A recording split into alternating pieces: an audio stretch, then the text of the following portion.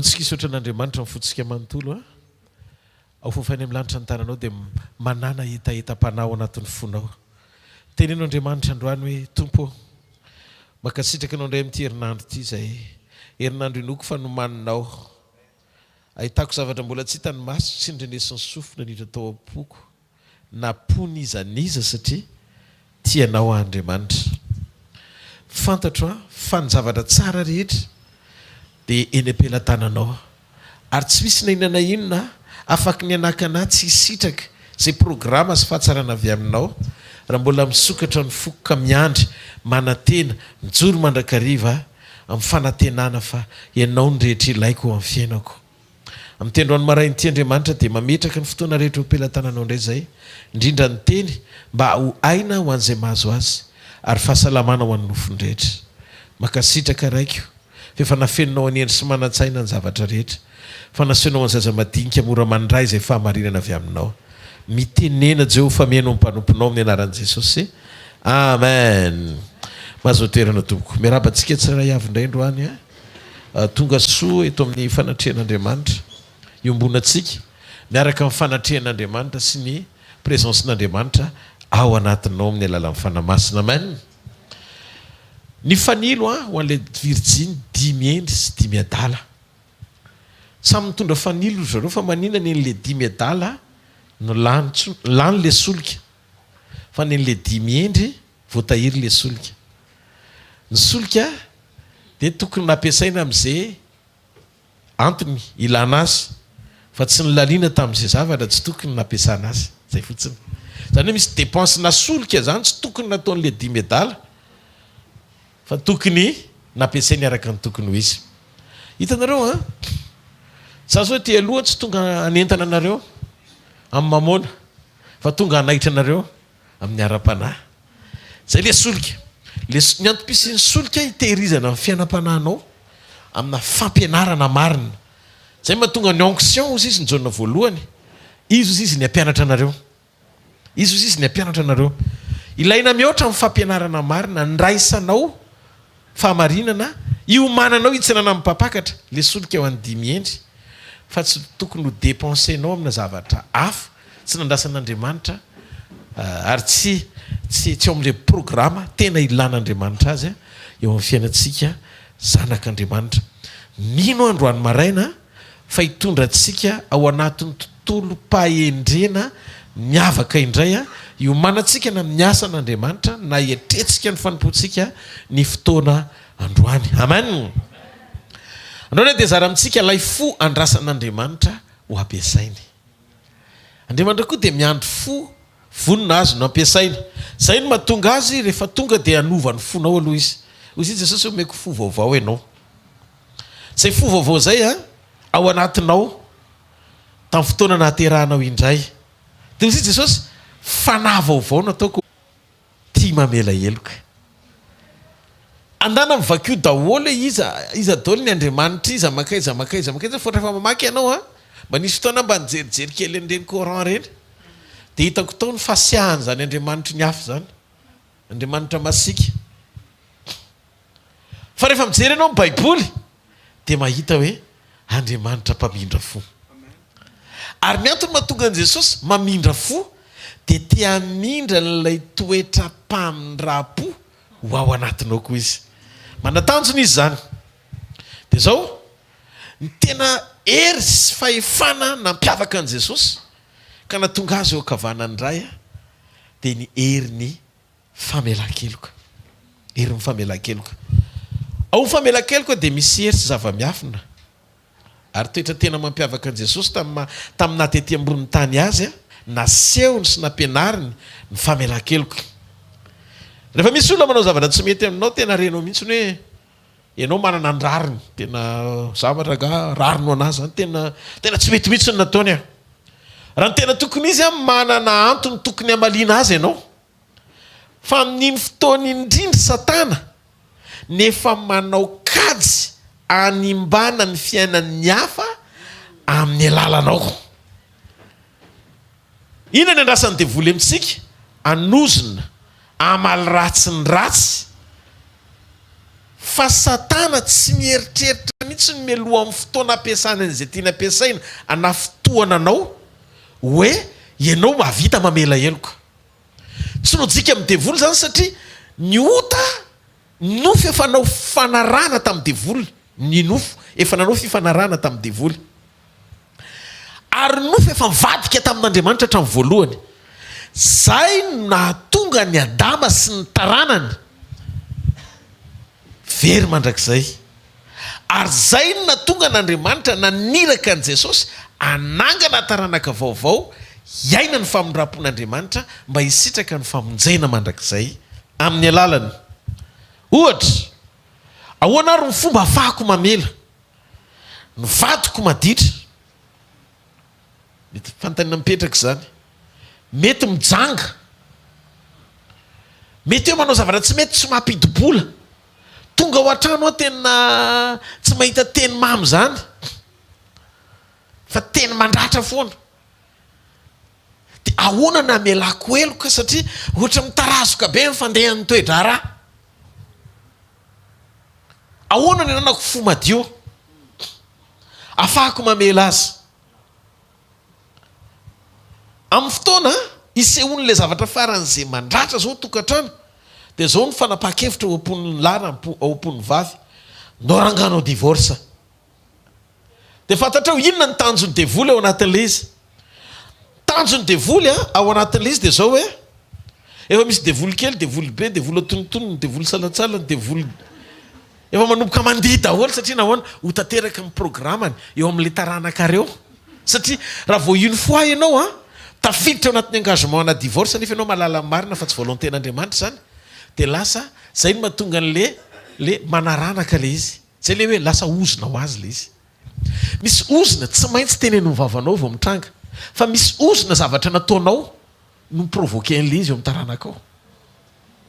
Satria décision na fanapa-kevitra diso ny raisinao. Ao anatin'iny ianao no tonga saina tampoka. Zaragatsy ianao divorce fa mela heloka tonga dia hoenina be daholo le devoly rehetrarehetra hoe tena tsy naposiko ny fanapa-kevitra ny raisiny. Tonga dia tsy hitan'le devoly zay atao hoe menatra le devoly hoe inona no ataoko amin'izany. Satria nahoana tsy nahomby le planiny, tsy nahomby le programany. Noho izany ao anatin'ny famelan-keloka dia misy hery mandiso fanantenana ny programan'ny devoly. Izy tsy tonga raha tsy andrava sy andringana.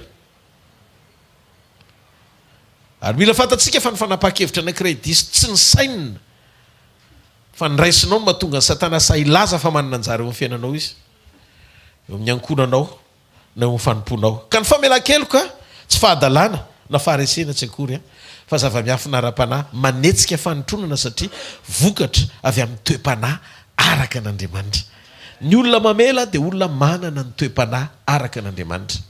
Mamela heloka foana amin'ny fotoana rehetra satria mahatonga anao mila mamela heloka dia ilaina ny fahavonona ny famelan-keloka ao anatinao amin'ny fotoana isehoany fahakalana.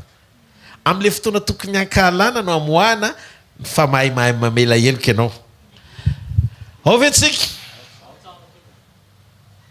Hitanareo, rehefa ianao miaina ao anaty famelan-keloka dia zao, rehefa mahay mamela ianao dia le karazan'olona tsy hoe akory mahay mampianatra fotsiny, tsy hoe teny mahafinaritra be nao ampianarina hoe be dia be ny mahay mampianatra, mahay mizara, mahay mitory famelan-keloka, fa vitsy ny mahay miaina sy mahay mizara famelan-keloka.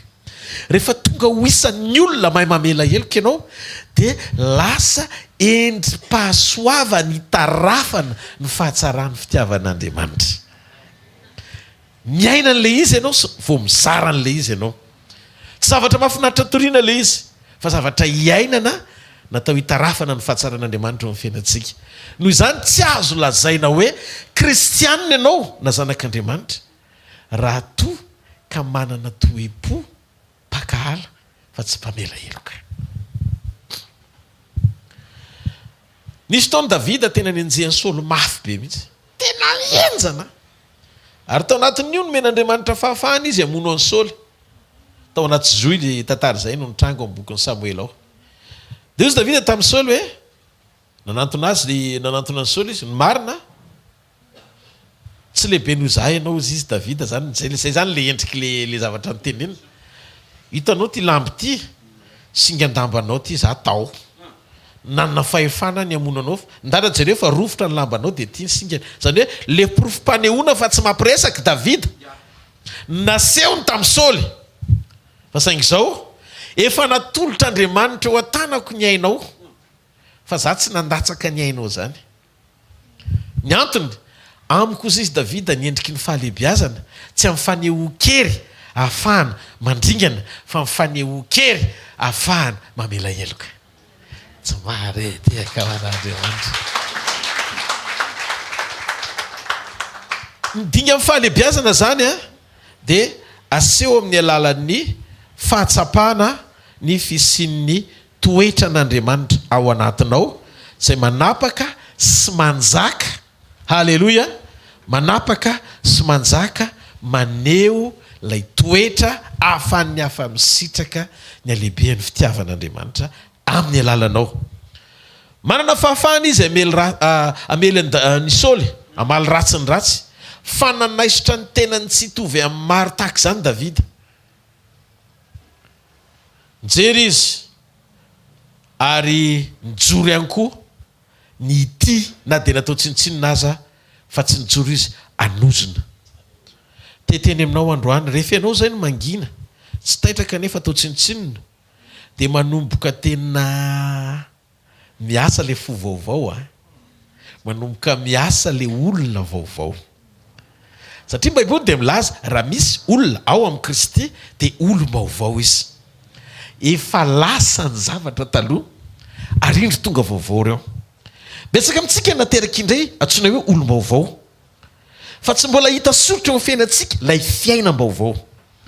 Raha miteny ny Baiboly hoe efa lasa ny zavatra taloha ianao olona mpitabataba be mihitsiny, taloha ianao mora tezitra, taloha ianao sarotra mamela heloka izany, rankine be faran'izay tena enjana be raha lehilahy na rankiniera be raha vehivavy. Ao anatin'ny herinandro maizina ny tany aman-dany tao tokantrano raha mizavatra tsy tianao ny tranga Andriamanitra mandeha alatsinainy tsy maintsy jinjain'ny ankonanao mandrapatonga ny sabotsy iny. Tenenino akaikinao le olona taloha zay hoe fa raha misy olo amin'ny Kristy hoe teneno izy dia olom-baovao izy. Efa lasa le zavatra taloha dia voafafa le olona taloha hoe ao tsika raha toka ao anaty fanaratsiana ao anaty fanenjena ianao manomboka miaro tena manomboka mijoro ianao te hamaly faty dia mbola tsy tanteraka ny fisehoan'le olom-baovao ihany koa. Le olona taloha mantsy le tsisy fandeferana tsy manana famoram-panahy fa pakahala. Zay no natonga amin'ny fanamasina amin'ny Romana 5:15 ohatra ny lesitsika isan'andro fa ny fanantenana dia tsy mahamenatra fa ny fanan'Andriamanitra ny netin'Andriamanitra napidina ny fitiavany ho ao anatsika. Midika fa tamin'ny fahateram-baovao vao nandrain'i Jesosy ianao dia manana vokatry ny fanavonina azo avoaka ao anatinao. Zao izy le nofo tranainy le mbola nofo taloha io, le amina na le aina mbola ny aina tao anatin'le fiainana taloha fa zao disponible vonina ao amin'ny fanahinao le olom-baovao sy le fanahy vaovao. Tamin'le nateraka indray feno n'le vokatry ny fanao no entin'ny fanahy masina fa zao mila mifankahita amin'le izy ianao. Zay no mahatonga anao mila mizatra miaina n'le fiainam-baovao, zany hoe mila tonga saina ianao ny présence ny fisiny ao anatinao mba anamoran'Andriamanitra ny ampiampita n'le fiainana ara-panahy ho tonga ao amin'ny âme na ny aina, zany hoe mahazo aina ny fanahy. Misy tainga ao amin'ny fiainana hitarafana ny tena mazanak'Andriamanitra sy maha-olom-baovao anao. Ny mizara sy mitory momba ny fitiavana dia mora kely, mahay mitory daholo ny olona rehetra fa zao ny atao hoe miaina amin'ny fitiavana tsy le olona mahay mitory fa manana connaissance momba ny fitiavana raha Baiboly fa le olona manana révélation na fanambarana ny amin'ny fitiavana satria miaina an'izany ao anatiny.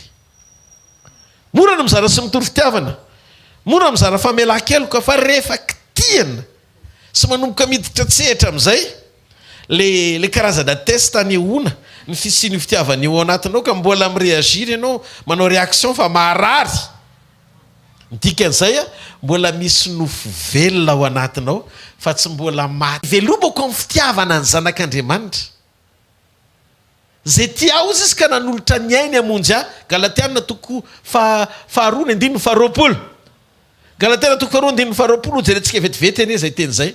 Ozy izy ary ankehitriny ozy izy tsy nivelomako tamin'ny nofo fahiny dia ivelomako vohomby miaraka amin'ny Kristy tamin'ny hazo fijaliana ary tsy izato sy novelona fa Kristy mivelona ato anatiko fa izay ivelomako ankehitriny eo amin'ny nofo dia ivelomako amin'ny finoana ny zanak'Andriamanitra izay efa tiaka nanolotra ny tenany hamonjy ahy. Midika an'izay tsy mahare tsony Paoly ny momba ny nofo fa efa voaomby le nofo ary le fahavelomana tsy Paoly taloha tsony fa Paoly amin'ny endriny vaovao.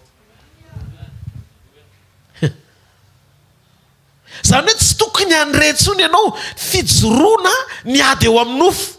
Zay le fahafenon'ny fitariana ary le tanjona tian'Andriamanitra metrahana ao amin'ny boky ny Efesana toko fahatelo hoe amenonanao amin'ny fahafenon'Andriamanitra rehetra.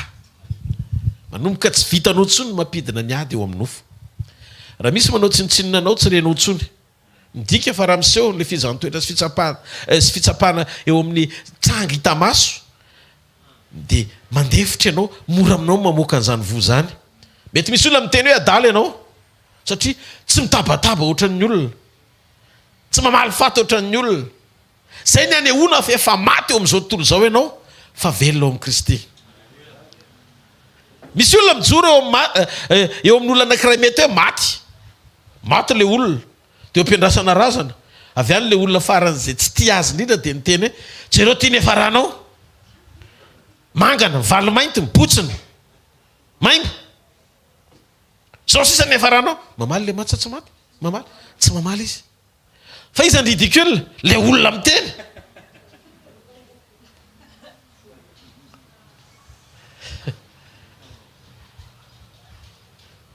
Azonareo zavatra tiako zaraina.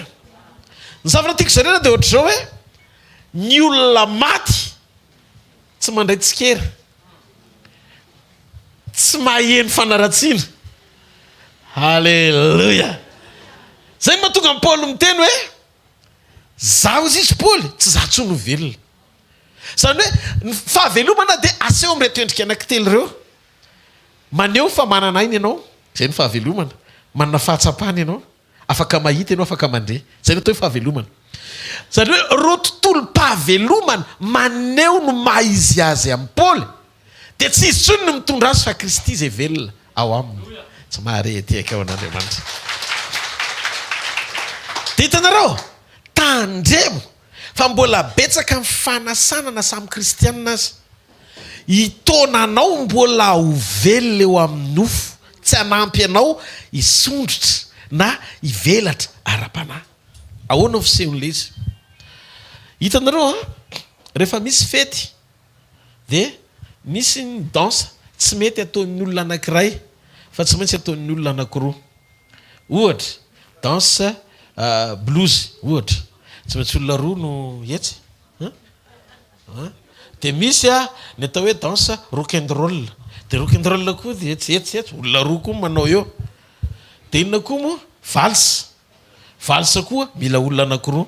Dia zao rehefa manasanao eo amin'ny nofo le olona hiaraka andeha aminy sy faly eo amin'ny nofo dia aza mandeha fa tsy afaka miandiha irery eo zany izy. Tsy hanao blues izy dia izy irery manao ohatr'irety dia me zany ridicule. Mandeha mivalsa dia izy irery dia andiha. Fa rehefa tsy mandeha anao dia mipetraka koa izy. Ny clé anafaka ny hafa amin'ny lotom-po dia ny tonga anao tsy haino izay lazain'ny olona andotony ao anatinao. Zay clé anankiray voalohany. Tiako fantatrareo fa tsy ny fahakalany Davida ny Saoly mihitsiny no tonga azo mpanjaka fa fahasoavan'Andriamanitra. Saoly mbola teo amin'ny seza fiandrianana, Davida teny ampiandrasan'ondry. Fa alohan'Andriamanitra nanangana mpiandrondry vita sedra akato azy toy izay anoana mpanjaka efa ao amin'ny lapa nefa andazy. Tsy toerana ny sakana tonga an'Andriamanitra tsy aso ny fiainanao fa misy ankinany amin'ny fandresen-dahatra ao anatinao anatanteraka ny sitrapon'Andriamanitra zany. Satria raha tonga ny tombo tsy tady olona mavitrika izy, be hevitra, be fanahina mba hanangon'olona ho an'ny tenany, fa ny mpiandro marina dia zay manokatra amin'ny fony ho fantsona am-pelantanan'Andriamanitra ametraka vesatra ho amin'ny fiainam-panahy marina ho ao amin'Andriamanitra. Maretaka ho an'Andriamanitra. Noho izany ty resaka ty tsy miankina amin'ny hoe ahoana ny fomba ataoko mba hampahomby ahy eo amin'ny fanompoko, fa ahoana ny ampiasako ny foko mba tonga ho akasitrahan'Andriamanitra. Aza vela ho fararitsaina sy falotompo ary fahakalana no hanimba ny planin'Andriamanitra ao anao. Rehefa masika ny ratsy fanahy ary manao izay tiany atao aminao ny olona ny manodidina anao, dia zao mitoera foana eo amin'ny fitiavana, misafidiana ny toetra amin'ny fitiavana foana, mitoera amin'ny fahatsarana, mitoera amin'ny famelan-keloka. Na dia miteny aminao azy izy hoe adaly ianao, tsy adaly akory ianao fa tena olom-baovao ary tsy afaka miova ntsony satria Kristy mihitsy nefa velona ao anatinao. Rehefa mamela heloka Jesosy dia nahazo ny anarana ambony ny anarana rehetra izy. Amin'ny Filipiana 4 jereo. No Jesosy nay andro nandeha ny hazo fijaliana, efa kopaka izy reraka, tonga teo amin'ny hazo fijaliana, fantsihana ny tanany anankiroa, le fonina indray le lany voana, olona efa ory kely iny dia mbola le fonina ny lany voana, dia zao novitina ny akanjony dia eo masony alohan'ny alanaina ny lokana. Dia zao nataon'i Jesosy amin'ny Luka 7:20-7. Raha io mamela ny elony fa tsy fatan'izay ataony. Anampy anao ty toe-po anankiray ity, atonga anao tena adio fofoana amin'ny fotoana rehetra. Jesosy anie nalala e, fantany tsara ny ataon'ireo sady olona arisain'ireo ny olon-dehibe. Fantany hoe olona mamono olo mariny ireo, izy fantatry Jesosy ny tena fa izy tsy manatsiny. Fa ry zareo vokatry ny fialonany dia natao izay hamononan'i Jesosy. Nombona teo amin'ny hazo fijaliana izy. Fa zao naleon'i Jesosy nandrainy nataondry zareo ohatry ny olona tsy mahalala ny tokony ataony mba hahafahany fony madio sy hamela azy. Hafantany zany. Mba hamora famelan-keloka ataonao dia hevery fa mety mandalo fotoan-tsarotra sy mafy manodidina anao mba hanamora ny famindramponao aminy. Misy olona milelalela ao anaty telefônina indraindray, fa za mivavaka dia ataoko mode silence aloha ny telefônina dia za mandoalika mivavaka. Dia ao anatin'ilay tsy voaraiky le olona dia voarainy le olona le telefônina dia voaraiky amizay dia jereko apelana absence efa 7 dia mirapelan'le olona dia ozy izy rehefa avy eo. Ora pastera, ohatr'izany mihitsy. Fa nga io telefôny io tsy natao iresahana. Tena masika be ohatr'izany. Dia sendra teo mivadiko sy ny akonoko maino an'ilay izy. Mitateo izy mama maliko azy. Allo izy anarina kely fa tsy mety zany. Teo izy maintsy anazy. Allo aloha fa maratra izy. Dia tsy hitan'izay analana ny fony a. Dia mba za aloha ny hitany eo fa allo enona aloha izy. Azareo fetaka ilay réaction tsy normal. Raha normal zay ny mama zay zao hoe tonga dia hitsina le olona alala ny zavatra tokony ataony sy fanapa-kevitra tokony ho raisiny. Hoe tena tsy mety zavatra ataonao ty fa mba enao a mitady any dia mba mandrefera aloha fa ny olona tsy voatery ho azonao amin'ny fotoanany. Zay zany zao ny olona rehetra manana an'izay. Fa le olona maty a, halleloia, eo amin'ny tena, fa velonao amin'ny fanahy dia afaka hikomprendre ny olona rehetra ao anaty famelan-keloka iaino sy hanampy azy satria mihevitra ny hafa mialohan'ny fotoana andraisana azy ianao. Tsy marety akao n'Andriamanitra. Azonareo mipetraka ilay izy. Rehefa ao am-ponao zay dia tsy karazan'olona mora tafotohan'izany ianao, tsy ilay karazan'olona mandray tsy raisiny. Satria misy zavatra eritreretin'ny sainao za mihitsy angamba, izy miteny hoe fa ianao ilay izy. Ny anary zavatra efa tena ankodotra, mbola vita ny fanamasina, tsy za, fa vita ny fanamasina ny mieskive an'ilay izy. Amin'ny alalan'ny fanekeko, ampandroso fotsiny fahadiovam-po atao anatiko. Dia hitanareo, voatahiry le feritreretana madio, velona ho azy ny fonona tsy marety akao an'Andriamanitra. Misy zavatra mahazo aina be ao anatinao rehefa manaky ianao nadio feritreretanao. Misy zavatra mahazo aina be. Hitanareo a, nanome fanoharana nisy fotoana. Ny dokotera anankiray rehefa apiditra olona ao anaty bloky alohan'ny andidina azy dia tsy maintsy miomana amin'izay réaction marary hoentiny sy hodidiny. Misy karazan'olona manana tempérament somary enjakenjana. Dia rehefa misainy arva be izy tsy hitan'izay anaovana azy satria miasa be ny sainy dia mihetsika ny tanany mandrory izy mananina. Fa za mitsotra aminao marina fa raha dokotera ianao ka olona tsy marary mitovy amin'ilay olona hodidina dia tsy hamaly felaka n'le felaka le marary na le rorany satria comprendre azy ianao fa marary izy na mety misy zavatra manaintaina azy ao anatin'ny vatany. Toro tsara ny tanan'izay miaina. Dia ozy ianao mora be le mamindra fo satria le toerana any amin'ny hôpitaly. Le saina efa miomana fa marary le olona. Mety misy krizy ataony marary ary ianao miomana ao anatin'le krizy hoe ninona mety ho fisehony eo dia zao vonona fa izy ara-marary dia za mba salama. Dia tonga dia mba milamina le saina satria miomana meloha.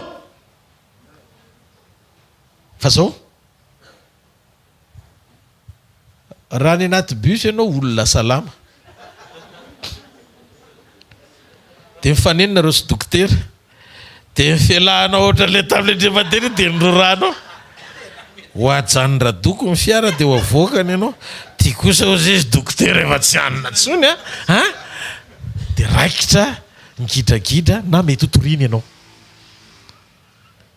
Hitanareo amin'izay ny antony anankiray mahatonga anao tsy hamela ny hafa, tsy hita mihitsy le fanahiny aretina ary tsy mivoaka mihitsy le izy raha tsy fantatrao le manjoan'le olona. Dia miezaka ianao mijery an'le izy manaisitra tsy eo amin'le hitany masonao sy le zavatra ataon'le olona ny fifantohana fa amin'le fanahy miafinao ambadika ao izay mitondra an'le aretina manova ny attitude-n'le olona anohatra anao. Ahoana ary fisehon'le izy? Ahoana fisehon'le izy? Raha heverinao fa normalina salama tsara daholo ny olona rehetra dia tsy hamela heloka mihitsy ianao. Fa rehefa heverinao fa marary ny olona rehetra dia mora vela heloka ry zareo. Hevery ho toy ny marary avokoa ny olona rehetra satria amin'ny olona tsara avy dia misy aretina manosika azy ianao ratsy. Ary io aretina io tsy iza fa satana manosika ny olona anao ratsy. Ka ny zavatra tsy azony devoly saina dia tadio imprévu tsy hananany zany notion zany satria tsy manana an'izany ao anatiny izy. Raha vo ianao mamela heloka raha misy manao tsy mety aminao dia zao manao zavatra mifanohatra amin'izay andrasan'ny devoly ianao. Devoly miandry ianao hanozona azy, zany normal amin'ny devoly satria miandry occasion ny devoly anaovana zavatra tsy mety eo amin'ny fiainan'ny hafa. Taizakay ny antony ary inona le lalana ahafahan'ny satana manao an'izany. Raha tiana roa fantatra zany dia tiako atsangan-dono tanao raha tena mangetaentana nareo dia ho zaraiko izy fa raha vo tsy mangetaentana za tsy zara ataotrao ny tanan'izay tena mangetaeta ary zao ny antony mahatonga ny satana manana an'izay fafahany zay. Misy zavatra fantany eo. Luc 21:15 tia sady message ho an'ny fiangonany ny andro farany. Ty zavatra ho zaraiko zao ty sady message ho an'ny fiangonany ny andro farany no afatra ho antsika tsiray avy ihany koa zay zanak'Andriamanitra. Luc 21:15 zao no vaky ny teny amin'ny anaran'i Jesosy. Jesosy no miteny eto granty fa izaho no anome anareo vava sy saina izay tsy ho azo ny fahavalonareo rehetra valiana na resena.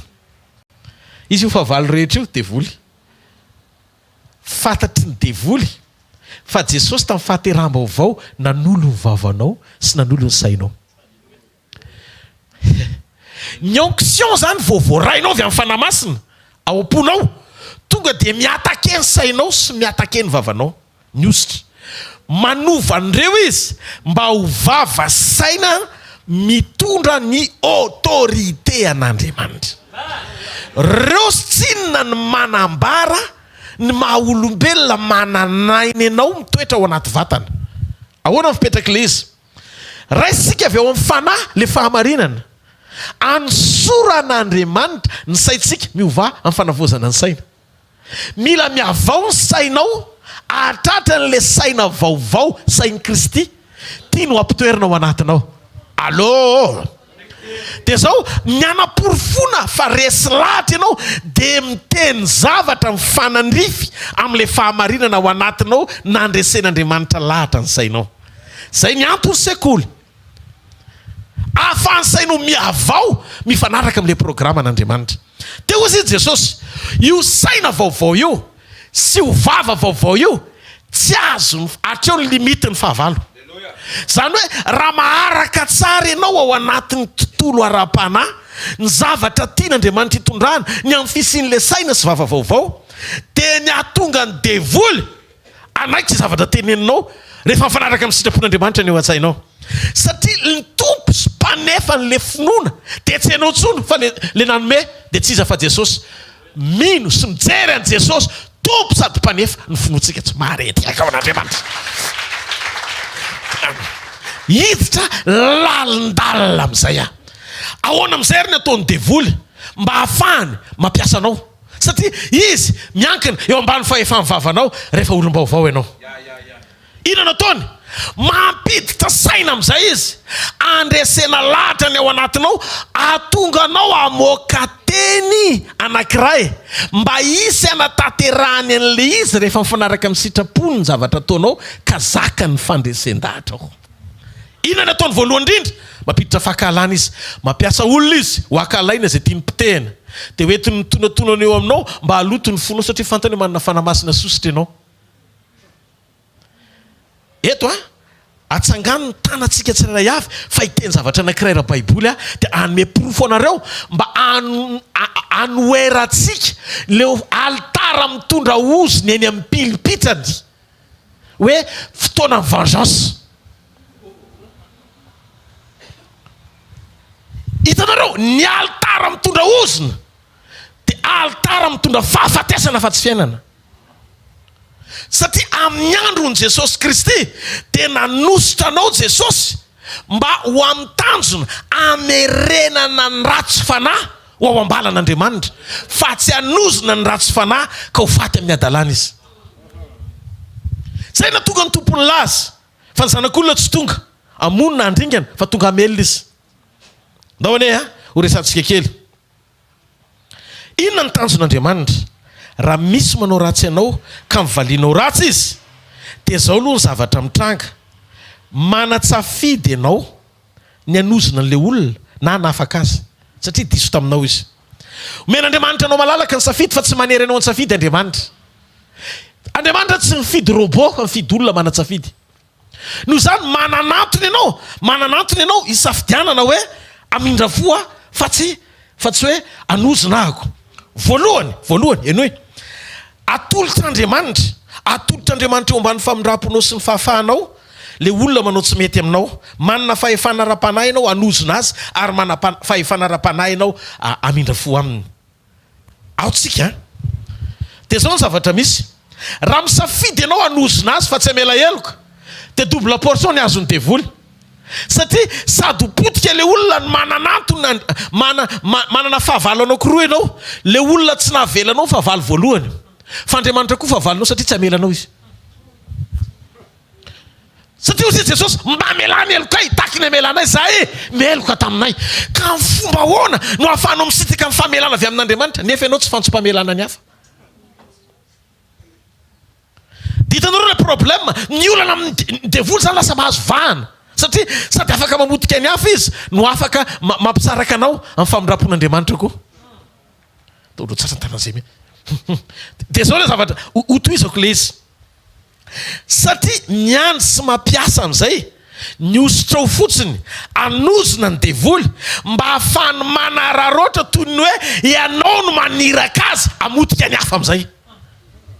Ny fahefansinina zay le Luc 21:15 dia ozy izy tsy mihoatra ny vavanao sy tsy mihoatra ny sainao. Fatan'izay autorité anananao zay. Dia zao mitatsetra amin'ny afesendrasiny amin'izay izy ampiasa ny onction anao.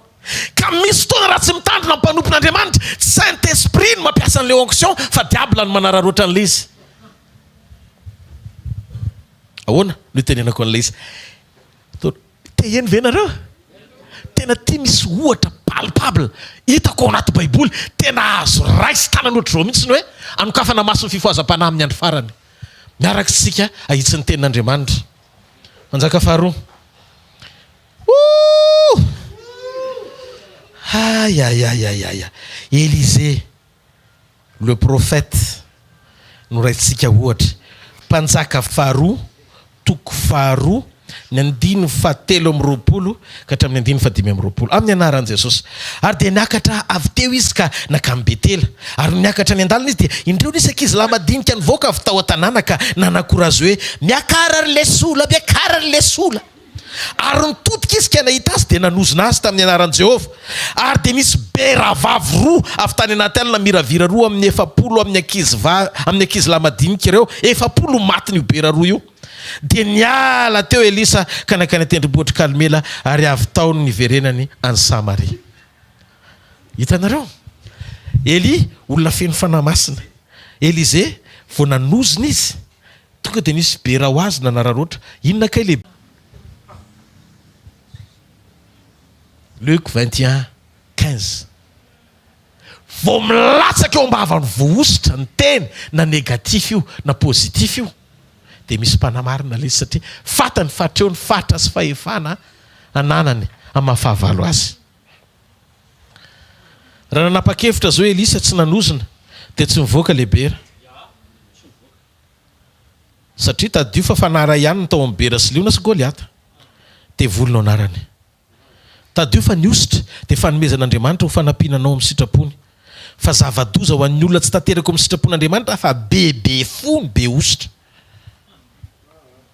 Alora raha tsy mananositra toy izay itoeranositra Andriamanitra nefa olona tsy voafora ara-panahy. Zay ny mahasarobidy ny fitiavana. Nalatsaka Andriamanitra ao anatinao tsy tonga dia fiasan'ny fanahy mahery vaika na fanomezam-pahasoavana 7e dimension. Hoe mihoatra papana be le fahasoavana fa nalatsany ao anatinao voalohany tsy fiasan'ny fanahy fa vokatry ny fanahy atao hoe fitiavana. Misy dikany a. Mila mitandrintsika. So isy beram-panararoatra isisika tonga anao ho fantsona mpandravany hafa fa tsy mpanangana azy. Dia mandeha aran-dao jerentsika vao may manapirofo ny fisinjan'ny fahamarinana zany. Lioka toko 5 ao amin'ny lioka toko 5 ny 9:7 ka hatramin'ny 9:4.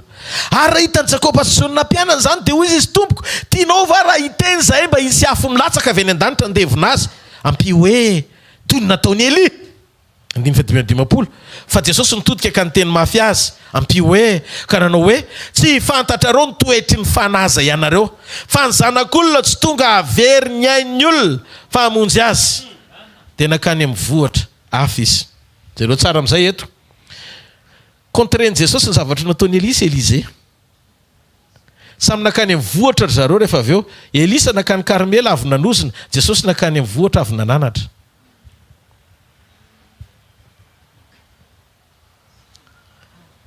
Bedy Jona sy Jakoba satria tia hita ivantsy. Ina le zavatra tiany hita mba te hita afo latsaka avy any an-danitra izy ohatra nataony Eli satria manohatra ny fidiran'ny filazantsara tao amin'ny tanàna Samaria reo olon'ireo. Teo izy Jesosy tsisy raison tokony hankalana ao anatin'izany. Manana ny fotoan'Andriamanitra fa nahoana ny olona no le vonona ao anaty faharatsiana.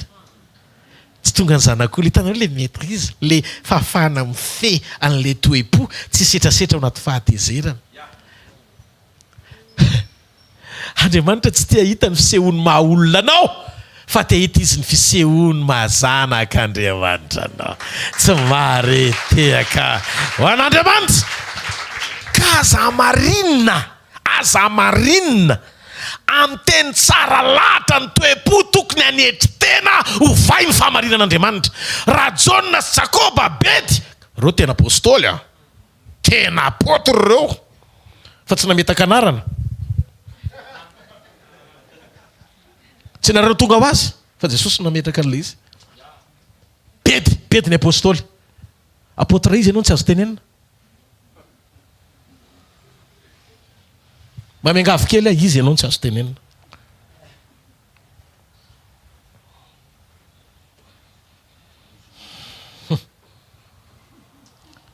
Allô?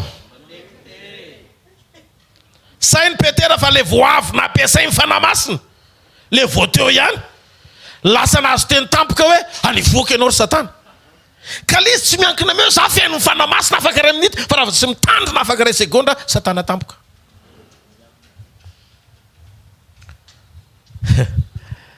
tadiofa ny fanahy feny fahatsoloana mihoatra lavitra no ny fahendrenao voafetra. Enao mieritreritra efa voky fanahy sy ampy révélation be mihitsiny zao aloha e miverenao amin'ny teny dia fataro tsara hoe inona mission atsika ane amerina mpanota ao amin'Andriamanitra fa tsy hiady amin'ny nofo apidina eo amin'ny nofo ny ataky atonga ny olona very satria tapitra tao anaty faratsiana amin'ny fiainany.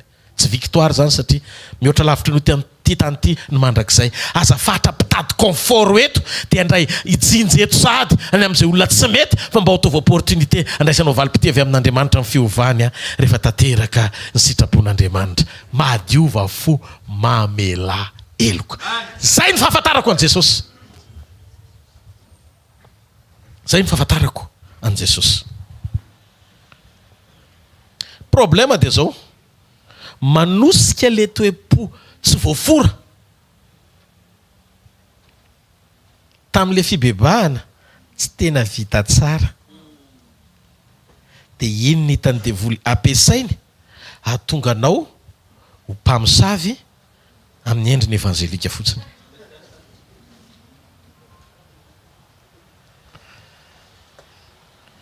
Ndao tsika hijery an Jesosy. Jesosy vao nijery amin'ny Petera dia hozy fanan'Andriamanitra zany miteny zany. Tampotampoka eo vao nanohatra amin'ny programan'Andriamanitra fanany devoly zany ao anatin'izany. Dia hiteny zany Jesosy hoe tsy nametraka izy hoe anivoako ianao ry Petera satria Petera ilaina. Fa tany amin'ny cible izy no niteny hoe anivoako ianao ry Satana. Petera tsy inona mbola ilainy amin'ny fotoana andatsahana ny fanahy hitory filazantsara. Dikan'izay Jesosy tsy manary-bandeka amin'izany. Rehefa misy erreur eo itsiny ny fony madio avahany Petera fa le cible ny miharihary eo. Mila manana an'izay fo zay ianao raha ohatra ka miaina ao anatin'ny fanapahan-kevitra ny amela amin'ny fotoana rehetra. Tsy afaka amela zay tsy tianao zany ianao. Tsy maintsy tia aloha ianao vao mamela. Ary mahavarina aminao ianao hoe mamela ihany. Misy olona rehefa tena marikiriko be misy dia vitanao madio fa misy karazan'olona tsy dia manao zavatra be loatra fa tonga dia mahazoazo ny fonao satria efa niomana ianao tsy tia sy fananina ary ny ao anatinao. Raha ho avy zany Jesosy dia ahoana? Zany zany mandra-pahafatinao ve dia ohatr'izany foana ianao? Jero tsara masonao ianao ve mandra-pahafatinao ve dia ohatr'izany foana? Aloha tsy ohatr'izany tsika hoe aloha mba mianatra amin'ity hoe na zay makalatsika azy tsikitsiky io fotsiny tsy maharety ka ao an'Andriamanitra. Problema dia zao manosika le te-po mbola tsy tena voafora fa raha tsy ao anatinao ary ny devoly mampiasa an'le izy mba hahatonga anao mpamosavy manana ositra. Nefa profetin'Andriamanitra na mpamin'Andriamanitra ilainy anao asa anafaka ny hafa. Rehefa manosika anao ratsy ny devoly dia mamily lalana anao izy any amin'ny programa ahatonga anao anana fo tsy mamela fa fo andrava ny hafa. Miangavy ianao aza mampidina ny ady eo amin'ny nofo manekehany eo tsara ny Jesosy amin'ny toe-poti mamela eloka azafady. Tsy mbola misy mpianatra lehibe no mpampianatra azy zany. Raha mamela eloka amin'ny mpampianatra dia mila mamela eloka koa ianao. Raha tsy tonga izy anameloka dia tonga ianao koa mila fantso-pamelana amin'ny fotoana rehetra mba hahafahan'izay heriny tsy fanamelohan' izay epita eo amin'ny fiainan'ny hafa izay miandrandra famonjeny amin'ny alalanao. Famonjeny fa tsy famonjeny avy aminao. Ny olona amin'ny kristianina amin'izao andro faran'izao dia teo lehibe noho Jesosy daholo. Tsy mba miverina mijery ny tena mission izy fa manomboka manana mission hafa, mission mpanozonana. Nakinina taminy anefa ny fiainan'ny hafa sy ny akamaroany satria hozy izy Jesosy hoe mbola manana olona be dehibe tsy atao amin'ity valy ity aho hozy izy mandehana dia ataovy mpianatra ny firenena rehetra. Nanaraka ny toe-pony Jaona sy Jakoba tamin'izy roa lahy mbola tsy nahazo fanotsiana daholo ny ankabeazan'ny apôtra fa tsy mihaino fananarana. Ny antony dia tsotra maika te hita vokatra dia te hita fampiasa ka niositra faran'izay aingana indrindra dia reo ozikozonany ilay olona fa vetivety kely dia hitanao vokany fa tsy fanamasina fotsiny mitondra ny ianao mieritreritra hoe voninahitra ho an'Andriamanitra fa mpanao ratsy ary ingana daholo. Dia ndana mieritrerety toe-pohatra n'ilay taria amin'ilay dadarabe mpanompo sampy ihany no entinao ato amin'ny tsy mitovy ny atso ihany ary aza tereny hitovy le izy. tsy marina zany ny ato fahatsara-panahy famindrapo fanirina tsara ho an'ny hafa zany ny zanak'Andriamanitra authentique zany e zay le tena izy zay le tena izy ianao sendra misy olona manao tsy mety sy ratsy aminao ny planiny devoly de tadio ny amelezana azy sy ny avoanao koa de ianao zany mieritreritra hoe mety le izy nefa tsy fantatrao fa Andriamanitra miandry anao fotsiny hoe mamela ny elokay tahaky ny amelanay zay meloka taminay de ianao tsy namela fa nanozona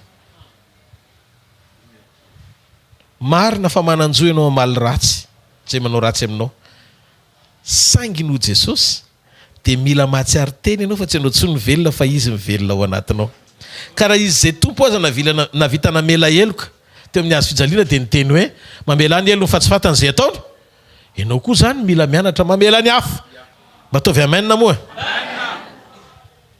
raha misy olona anankiray tena hoe mamiady be tena mamiady be izy io avy nanao entraînement izy zany tena voafeny daholo mihitsy momba ny hay ady de nisy civil kely tary amin'ny sisiny tary de nanadala azy de mivitainy de maty tsisy victoire ho anazy zany tsy nandresy eny fiantsoana azy fa nisetrasetra fotsiny izy satria nisy tena lalàna hoe mandresy ianao na mahery ianao olona mitovy aminao ny adivanao marina zany sa tsy marina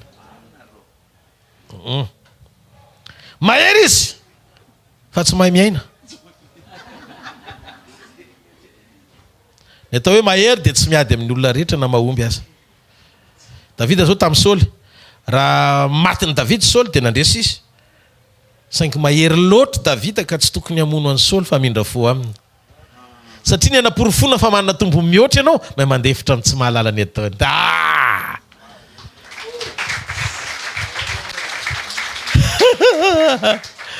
hitanao ianao ve ady amin'ny zazakely oatra an'iny mindra fo aminy fa tsy le dégâts nataony famindrapo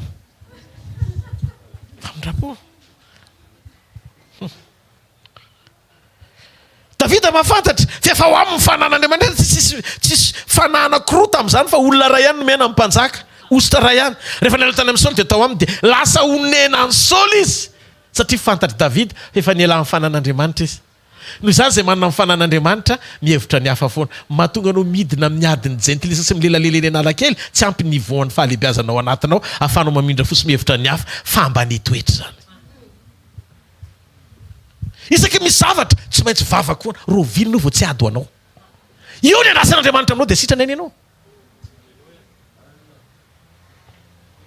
io ny anasany aminao de sitrany ianao tsy mahazo vana amin'ny fanamasina miasa ao anatinao fa zao ianao a teo mpanandra-tanana any am-piangonana fotsiny sy mpanao amainina fa rehefa eny amin'le dingana teny isehon'le ady miseho foana ny mahizy anahy fanaovana frity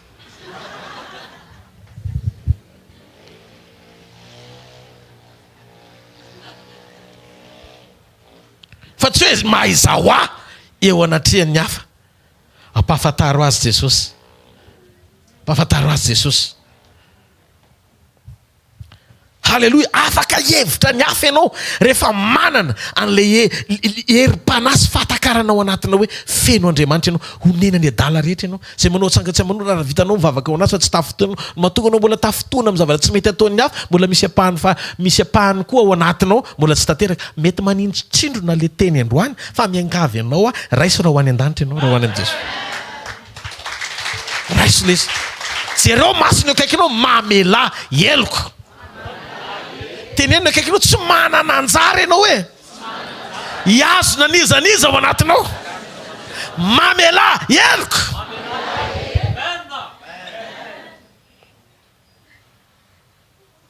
famelak'eloko de hery mihoatra ny sandry hita maso andraisena ny devoly amin'ny fomba faran'izay tsotra mahatonga koa tsy ao anaty kajy mahakahoan'ny Satana ny fisiny ny toetra io ao anatinao mikorotana ny devoly rehefa mandeha amin'ny fitiavana ny olona tsy hitany mémoirany zay melezana anao rehefa feno famelan-keloka ao anatinao tsy azo sakanana ny endrik'Andriamanitra tsy hitanao rehefa mahadio fo ianao noho izany fandeferana amin'ny zavatra anankiray anehoana fahadiovampo de lasa varavarana misokatra hitanao ny tavan'Andriamanitra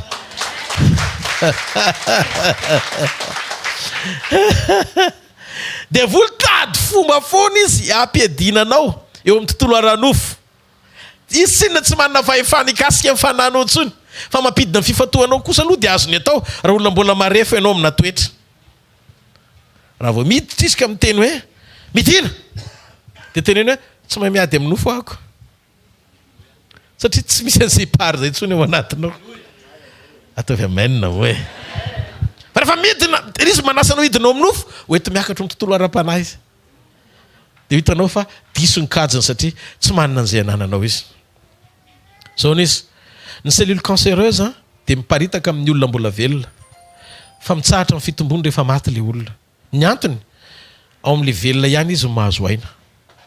Dia ohatr'izay koa ny toetra ratsy sy ny fivelomana eo amin'ny nofo miparitaka ao anatinao le toetra na mbola velona eo amin'ny nofo ianao dia mahazo aina ny devoly mampahory ianao. Fa raha voentinao miakatra ara-panahy tsy isy ninina azo toko fa stopatra eo daholo ny asan'Andray manontolo satria nahoana miainao amin'ny ara-panahy ianao. Raha andeha tory filazantsara ianao omano ho fo azon'Andriamanitra ampiasaina. Ampiara mivavaka mamela heloko ampiara mivavaka aminao. Manana fahadiovam-po amin'ny manodidinanao. Aza vela isy olona anankiray ataonao ao am-po ka tsy avelanao heloko izany. Nizanizy ataovy tena fri ianao. Raha mbola misy olona anankiray ianao ohatrany hoe za mbola tsy te hita ny tavany na najereo ange nisy.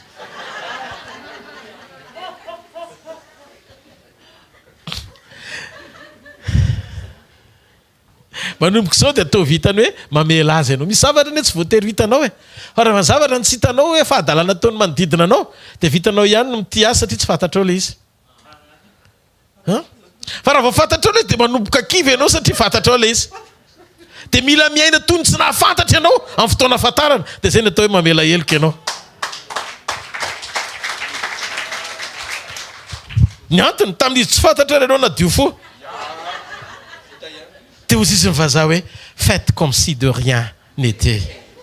Tsy mahareteka ho an'Andriamanitra. Jereo masony eo akaikinao mila madio fo. Rehefa madio fo ianao e dia tsara fo ny dikan'izay. Mamela heloko ny dikan'izay. Mahita an'Andriamanitra ny dikan'izay. Ahita an'Andriamanitra amin'izay ianao amin'ny zavatra rehetra. Ahita an'Andriamanitra amin'izay ianao amin'ny zavatra rehetra. Halleluja. Zao fotoana tsy tokony ampitodinanao eto an-tany. Tsy fahatyantoka na tsy manana building 5 azy ianao tsy fahatyantoka izany. Tsy maninona tsy manana fiarana ray ara fa mandeha tongotra fa tsara fo.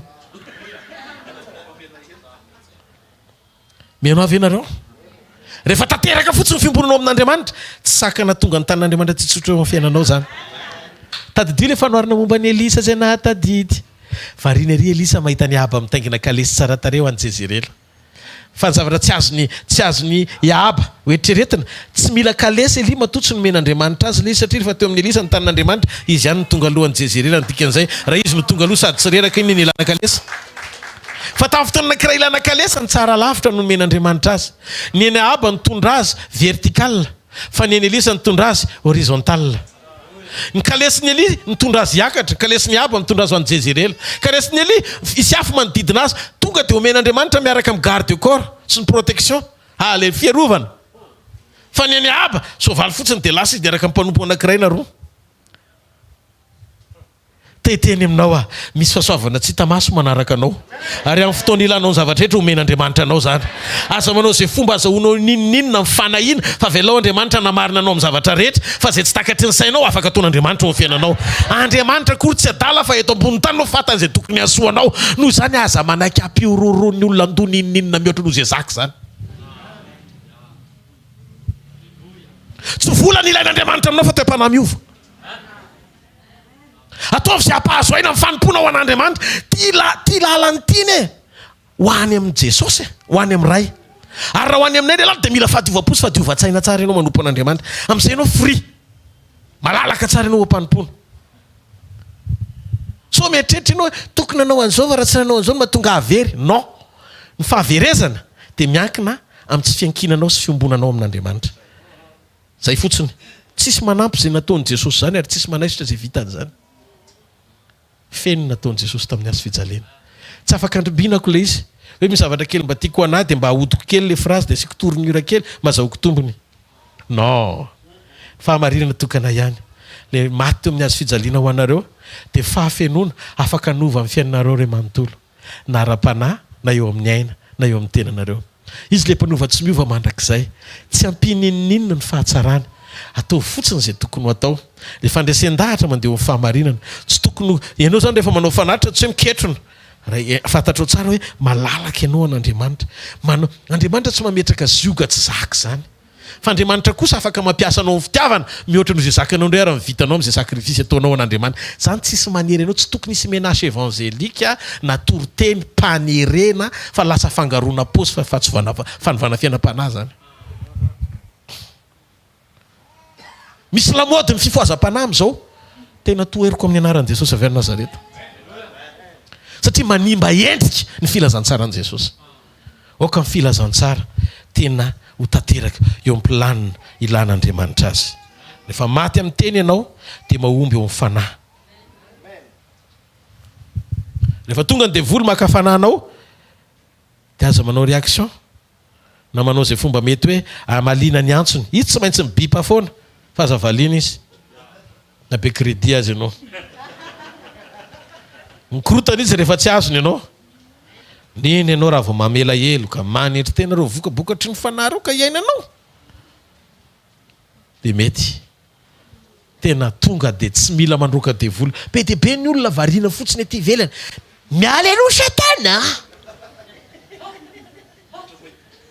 mandroaka ety ivelany fotsiny tsisy toerana ho anao eto nefa izy amin'io fony dia ozy izy ny devoly misy ao. Androany maraina tsisy ao. Mahita ianao fanantenana ny fiovan'ny hafa.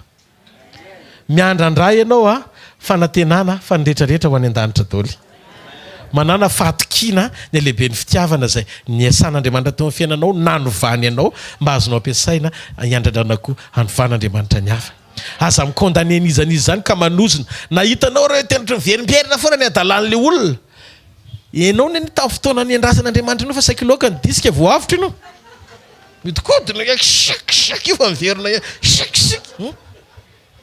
Manana faharetana amin'ny hafa. Le izay nety sotra. Rapitso ny toyny.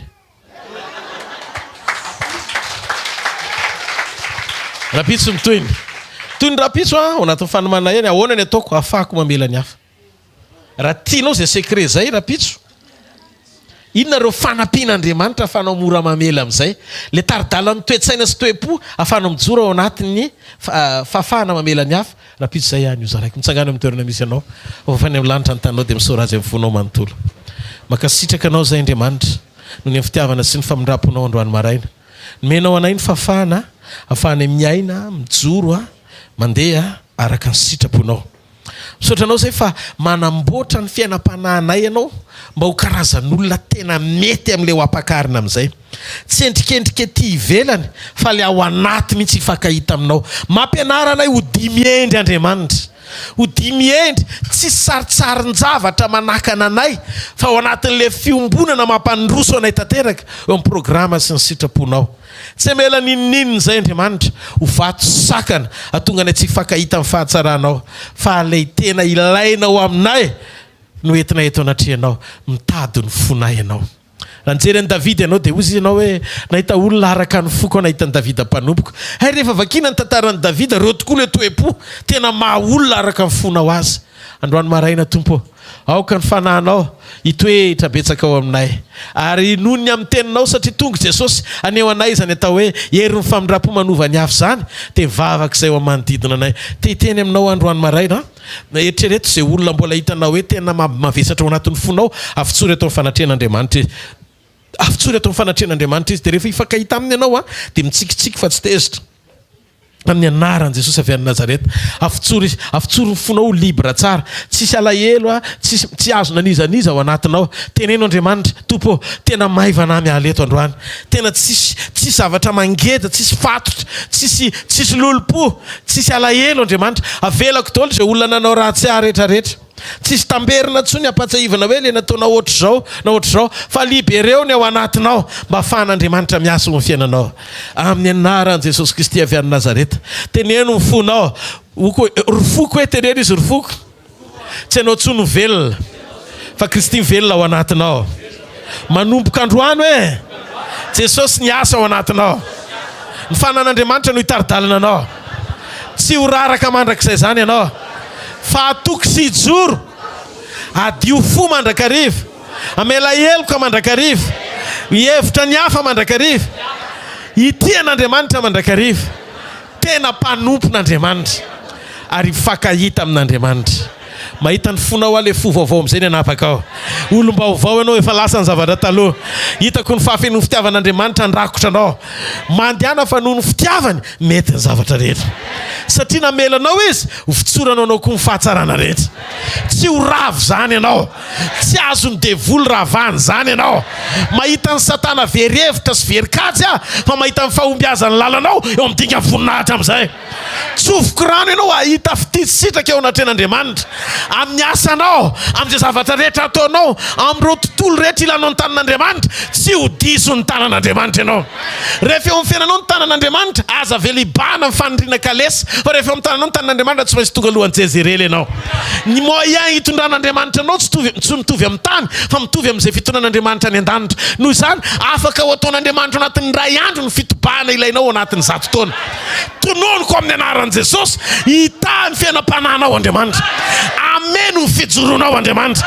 Tsy araraka ny fanoloran-tenanao Andriamanitra, ary ampitobaka amin'ny fitahiny eo amin'ny fiainanao amin'ny lafiny rehetra Andriamanitra. Mandehana fa hitanareo ny Jehovah ka ianareo. Ampamirapiratra ny tavany aminareo Jehovah ka midra fo aminareo. Anandratra ny tavany aminareo Jehovah ka aminareo fiadanana. Amin'ny anaran-dray sy ny zanaka ary ny fanahy masina. Amen. Ndao tsika ity tanana maveo tompo mazoto toerana vetivety. Anao fanatitsika eo an'Andriamanitra. Halleluja. Halleluja. Jesosy reriany filazantsara so nentinine reo mpanompo torina mina maizina vokoa izao rehetra izao nefa eny mazava naposaka mina.